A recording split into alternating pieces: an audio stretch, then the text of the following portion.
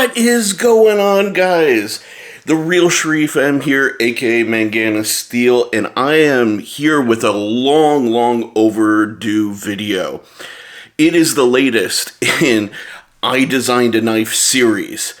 As you guys have seen, I've been doing a series of videos where I go through an overview of knives that I've designed that have hit the market, and now it's time to tackle one of actually my more popular designs, and it has been really the gateway, I have to say, for people to get introduced to me and my design philosophy and my approach. So you may be wondering, what knife am I talking about? And that is the Kubey Momentum. Yes, this is the most budget knife that I have on the market, and they're starting at around $35. I think they go up to like $55, $56, but they are an affordable workhorse knife that have been very popular on the market, if I'm 100% honest. So let me kind of switch it up. I'm going to grab this guy over here, get the top-down view going, and let's dive into it. Let me share with you a little bit of the background of it, the history of it, and my design philosophy as to how did the knife come to be the way that it is versus anything else on the market. So let me switch the camera around and we'll get right into it. Now, before I forget, please guys, I am trying to reach 1,000 subscribers before the end of the year, and I need your help to get there. Really, any, new subscribers, I really appreciate you. It genuinely helps the channel grow, and really, I love the feedback and interaction that we've been having on my videos. So please, if you're new here, click subscribe. It means the world to me. And if you dig the video, hit that like button and drop a comment below. It genuinely helps with the algorithm, and really stuff in the knife and gun kind of sphere has been really trampled on by these social media companies. So I would definitely appreciate that support. Alright guys, we've got the sexy mic going, we've got the camera view, and here is the Kubey Momentum. This is kind of your bog standard version with black G10 scales and D2 steel here. Now, before you groan about the D2 steel, let me tell you, there's actually about like 7 or 9 different versions of this knife actually available now, and the D2 is slowly being phased out for AUS 10. So if you do want to save a little bit of money, you can get the D2 version, and between you and me, I actually like D2. I guess I'm in the minority there.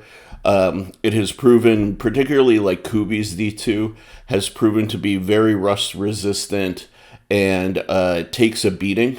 But if you do not like D2, there are AUS 10 versions of every single one of these, and the D2 goes for like $34, $35 to like $40. The AUS 10 is around $50, $56. Don't you dare pay $1 over that, though. You absolutely shouldn't. But there's a ton of different versions. There's coated blade with jade G10, coated blade with green G10. We have like camo and uncoated blades. There's now a red and black. So black coated blade, black hardware, and spicy red. Actually, you know what? I have one in the package here. This is a gift for my buddy Matisfaction. But here you can at least get an idea of the combo. And this is an AUS 10 blade. So if you dig the red, definitely this is for you. And I think these are still available at White Mountain Knives right now. So if you're interested, head over there. Use one of the usual YouTuber codes, and you can get it for like 10% off or whatever. But anyways, so this is the Momentum, and this is one of my earlier knife designs. And originally I envisioned it, as I do with all of my knives, to be kind of like a premium knife. Titanium scales, milled pocket clip, all of that stuff. But when you are starting out as a knife designer, the companies are not always sure that your name is going to carry a premium version. So they start you off with a more sort of budgetary option, hence the G10 and D2/AUS 10. Now, that's okay by me. I'm totally all right. That's part of playing the game. And this is what we ended up with, which I think is a beautiful, beautiful compromise. Everything that I wanted in the original design is still here, as far as like blade shape, handle shape, even I expect that the edges of the knife should be radiused versus contoured, like on my Grazioso. But they translated that really beautifully here, and it makes for an exceptionally comfortable knife. And honestly, from the premium version to this, I think we achieved something really, really nice here. We turned this into an EDC work knife. And I think this is an excellent sort of combination for an EDC work knife. And I'm sure that's what a lot of you use this for. And of course, with Kubey, we have this just amazing action right out of the box. I have not modified this. I have not done anything to it. And I've been pretty brutal with it, to be honest with you. As many of you know, I use all of my knives with the exception of maybe one. At some point in time, almost all of my knives get used. If they don't get used, I sell them. Just because if it's not going to be of use to me, what's the point of keeping it, essentially? So anyways, really, I'm very happy with the results of my collaboration here with Kubey. And yeah, man, let me dive into a little bit of the backstory with this. And then I'm going to talk a little bit about the front flipper element, the blade shape and handle shape, and kind of what I think this is best to use for. Okay? So the backstory of the Momentum was that it was originally a design intended for Tuya knife, right? If you guys know Tuya, they designed the Envy 1, 2, and 3. They have the Hive, I believe, and a few other knives. And at the time, front flippers were really sort of at the beginning of their popularity. And there weren't very many manufacturers who were making them. So I had limited exposure to them, but the one thing that I did see consistently in the ones that I used, as well as the reviews that were going out there, was that front flippers were a pain in the butt to actuate. In the beginning, they were not quite as simple as what we have now. And it took a while of designers and manufacturers kind of figuring out the right combo. And so my goal was to achieve one of the easiest front flippers the industry had ever seen. And I think I'm actually very successful in doing so. One of the keys of doing a really good front flipper, in my opinion, and it's really become industry standard now, is taking the jimping all the way to the very end. This was not very common in the beginning, believe it or not, actually. People would put jimping here, but they wouldn't put it at the very tip of the flipper tab. And they really wanted the jimping to coincide with your thumb placement when the knife was open, but they didn't think about the traction necessary at the top of the flipper. And So that was something that I set out to do right from the onset. Just have this immense surface area just all covered in jimping.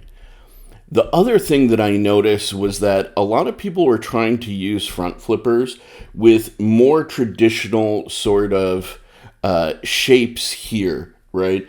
Let's use the Grazioso as an example, right? So they would have this little front flipper tab sticking out right past here, but then they would have this peak. And the problem is you have a very limited window to exert torque over the blade before this little flipper tab here would then disappear into this area. And as you can see, like with a traditional flipper, you have torque all the way to the point where the blade is fairly far open, right? But that was not happening with front flippers. So after a lot of different mock-ups, what I realized was that the easiest way to do a front flipper well was to curve this section of the blade in accordance with the natural movement of the rotation of your thumb, right? So my front flipper is actually one of the only front flippers that you can actually slow roll using the front flipper. And that made it very easy for anybody with any amount of front flipper experience to actually use this. And I tested that with my dad and a few other people, right? This is very easy to do because your thumb, the ridge of your thumb right here, this little kink, can actually follow and use this as a ledge to rotate on and keep complete control of that flipper. Show me another front flipper that you can slow roll like that. I'm pretty dang sure I am the only one, and the Momentum is the only one you can do that with. And that was very, very important to me. So really, that was a key element of the design, right?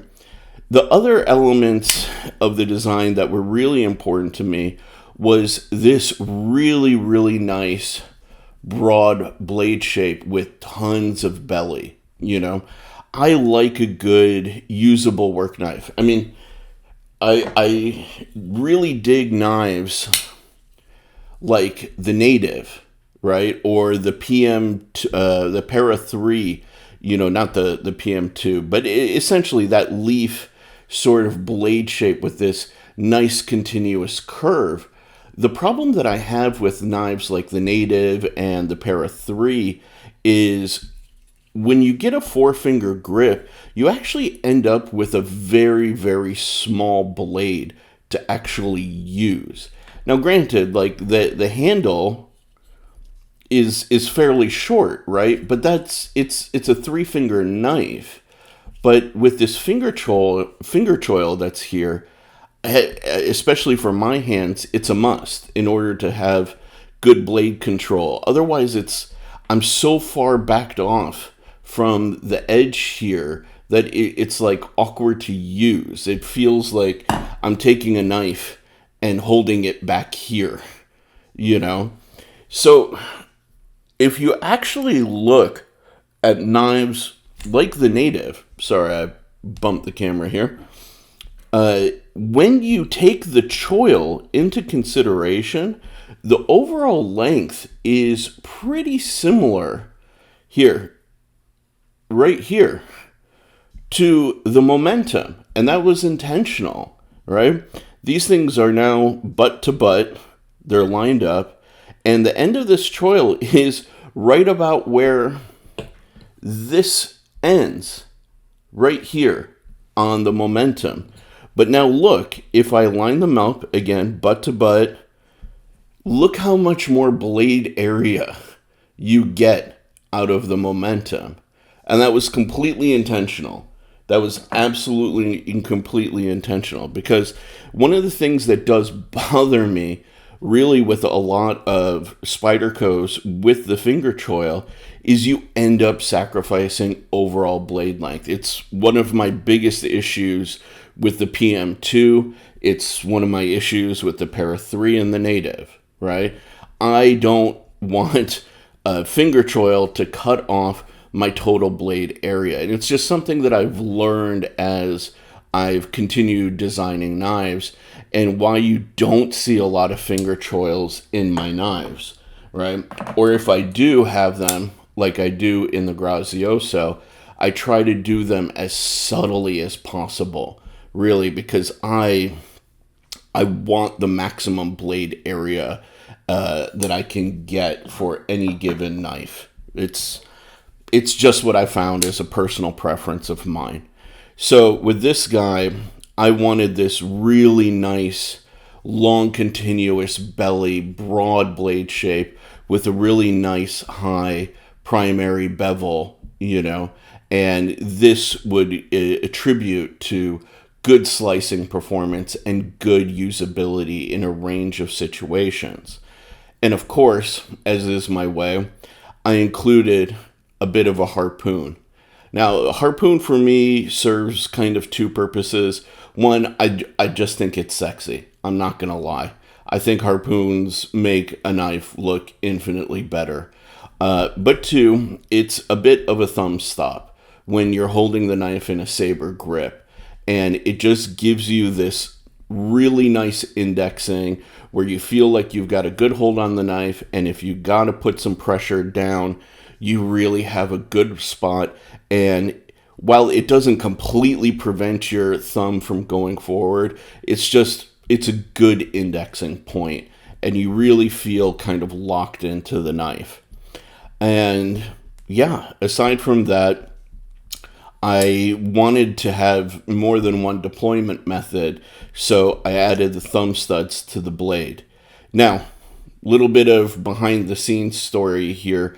I had the thumb studs in a different location, and when I saw that Kubey had moved them, I was a little concerned and a little frustrated. I don't like when my original design kind of language or placement of objects is messed with by a manufacturer.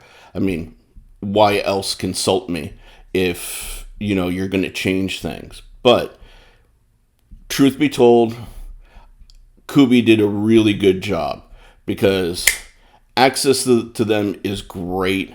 The tuning of the detent relative to the access of them is phenomenal.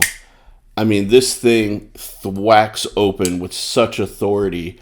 The only knife that I think, like, even this borderline equals is actually my Chavez, right?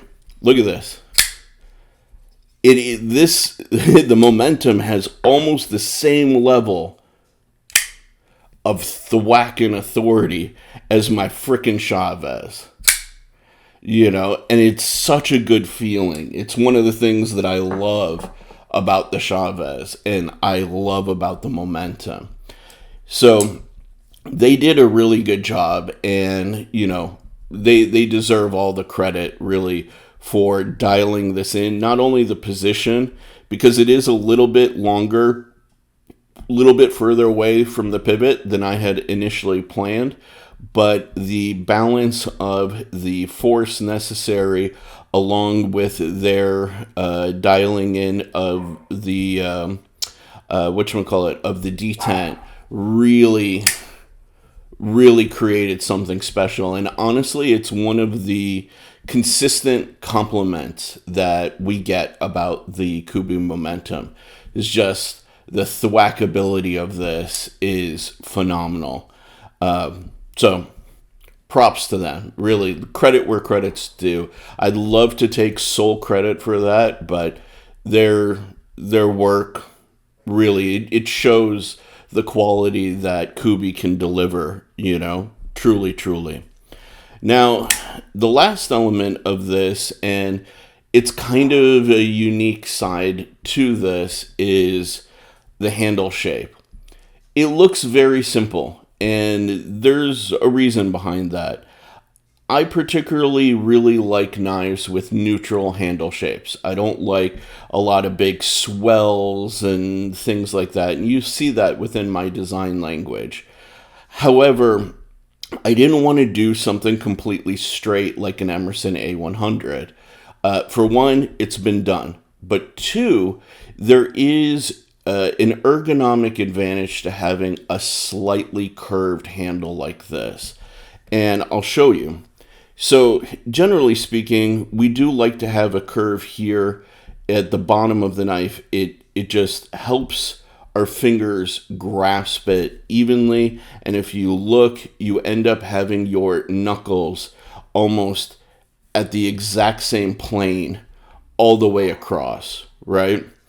But now, if you look, for example, at the Chavez, it has that curvature, but he went with more of a straight back with a little bit of curvature right at the end here. And that, for me, is good, but it could be better. And that's where this continuous curve comes in. We generally use this muscle group and our ring finger and our pinky to exert a lot of our control over the blade. That's the nature of knives, right? But what I wanted to do was use the whole hand with the momentum to achieve control.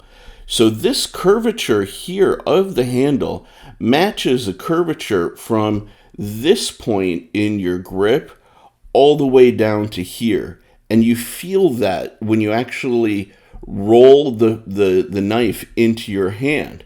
So you're actually getting no sort of like voids in your grip whatsoever.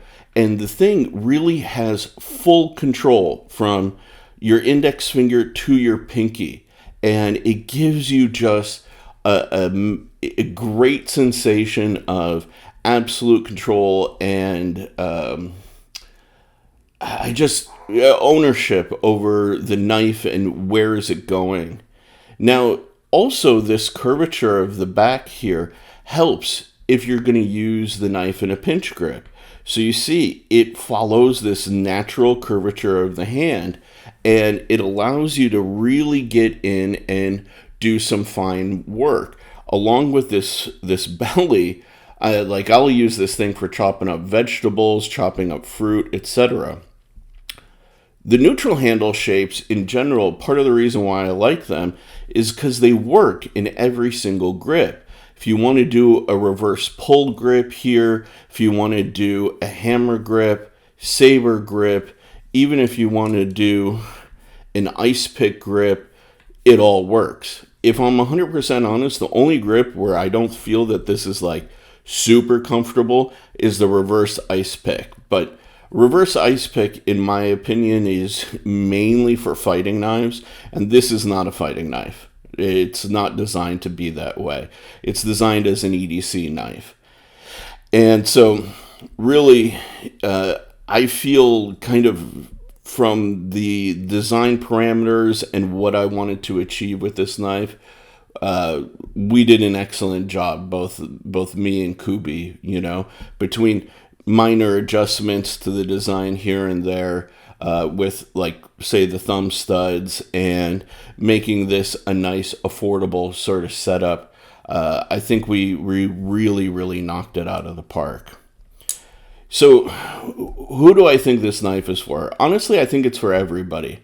It is a bit on the heavy side. And if we do a version 2 of this for the budget line, what I really would like to see is for us to nest the liners into the G10. I don't think the knife should get any narrower, or any smaller. I do think the width versus height is perfect for the handle. If you're a guy like me, it just really feels good in the hand, feels really solid. I don't want it to shrink anymore. But I do prefer the aesthetic of a nested liner. I think it's just a little bit cleaner. This looks a little bit more kind of old school. And I think that really Kubey could do that very easily. And as a matter of fact, they did here with the Ruckus, another one of my designs. This is a completely nested liner knife, as you can see there. So going forward, I would like to see that. I would like to see the continuation of the Kubey Momentum as just a really great, affordable, EDC knife. And really, I think it's a knife for genuinely everybody. It really fits everybody's hands, most people's needs. And I do think that if we could nest those liners a little bit, it would become a little bit lighter weight, just with a little bit less material. Let's keep the thwackiness. That's phenomenal. And what I'd really love to see is a premium version. Actually, a number of people have asked me if we could do a premium version, and I'm always down for that. I just, if you guys are interested, let Kubey know. Drop them a DM on Instagram and let them know that you want to see a premium version of this. And I think they'd be willing to make it. I mean, we did semi-premium version here with the Ruckus, which turned out phenomenal. I think this is a really great interpretation of my design. Very comfortable, very usable, half tactical, half EDC knife. And we did a truly premium version of the Veloce with the full titanium scales and the S90V. So Kubey definitely has the capacity to do it. So I think all you guys got to do is just let your voices be heard. But I think that'll be it, man. I think that's it for this, I designed a knife. I think this is episode 4, something like that. But the Kubey Momentum, check it out. It's available on Amazon, White Mountain Knives, and knifeglobal.com. If you guys are interested, there it is.